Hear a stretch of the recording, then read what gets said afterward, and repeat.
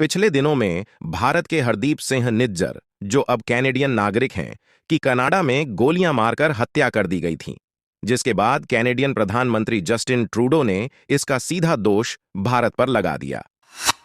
पर ऐसा करना जस्टिन ट्रूडो की बड़ी राजनीतिक मजबूरी तो हो सकती है, पर ऐसा करके उन्होंने अपनी और देश की वैश्विक छवि को बड़ा नुकसान पहुंचाने का कार्य किया है, जो भविष्य में उनकी राजनीति के लिए भी बेहद नुकसानदायक साबित होने वाला है।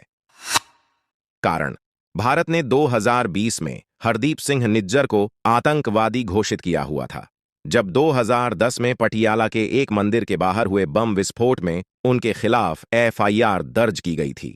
जिस कारण निज्जर पर हिंसा भड़काने, आतंकी गतिविधियों को बढ़ावा देने सहित कई मामलों में पुलिस और भारतीय खुफिया एजेंसियों को उनकी तलाश थी।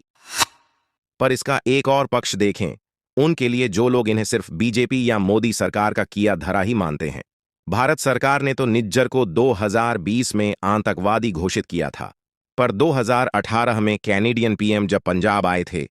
तो कांग्रेस के मुख्यमंत्री कैप्टन अमरिंदर सिंह ने ट्रूडो को खालिस्तानी आतंकवादियों की एक लिस्ट सौंपी थी, जिसमें निज्जर का भी नाम शामिल था। जिस कारण अब एक मित्र और बड़े लोकतांत्रिक देश द्वारा आतंकवादी घोषित हुए व्यक्ति, जिस पर 10 लाख का इनाम भी रखा हुआ हो, की हत्या पर एक बड़े देश के लोकतंत्र के पीएम ने जिस तरह का जीने मरने का नजरिया अपनाया, बयानबाजी की और भारत जैसे देश के साथ राजनीतिक रिश्तों को खत्म किया है, वो ट्रूडो की राजनीतिक परिपक्वता की कमी को दर्शाता है। ये अंततः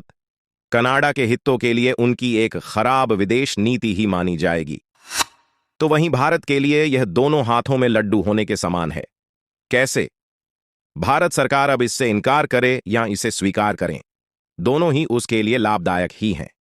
क्योंकि अगर इसमें भारत की भूमिका नहीं बनती या निकलती, तो कनाडा की वैश्विक पहचान एक आतंकवाद के प्रति नरम और समर्थक देश की बनेगी और भारत पर आधारहीन आरोप लगाने के कारण उनकी आलोचना अलग से होगी। तो अगर वहीं इसमें भारत की भूमिका बनती है या भारत इसे देर सवेर खुद ही स्वीकार, हालांकि इसकी संभावना ना के बराबर है, भी करता है, तो यह भारतीय खुफिया एजेंसियों की शक्ति, पहुंच और निडरता को ही प्रदर्शित करेगा। क्योंकि कनाडा विश्व के सबसे शक्तिशाली देश, अमेरिका का पड़ोसी और बेहद करीबी मित्र देश है, और कनाडा 31 देशों के सैनिक समूह नाटो का मेंबर भी है।